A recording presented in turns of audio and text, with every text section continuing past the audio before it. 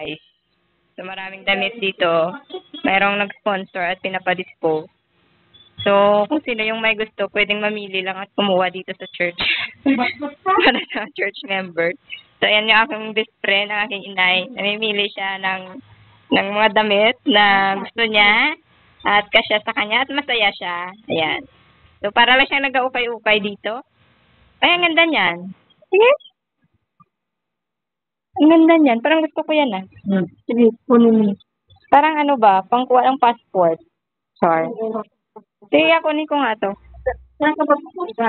Kuha akong passport. Nag-abroad ako. Sure ka? So, maraming damit dito, guys. Hindi ko alam po. Ayan, maganda siya. Ano yung sabi ko dito na? Ay, gusto ko to. Gusto ko nga to. Ay,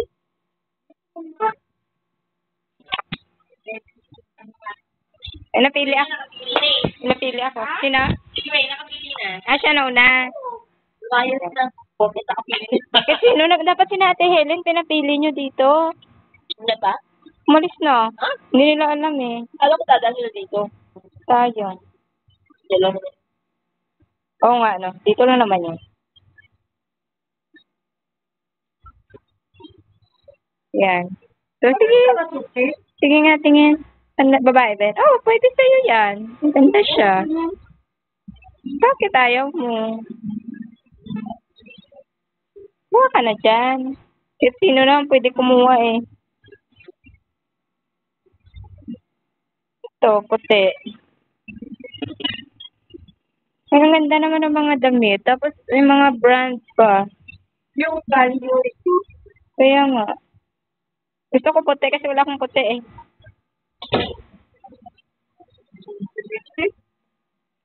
Yan.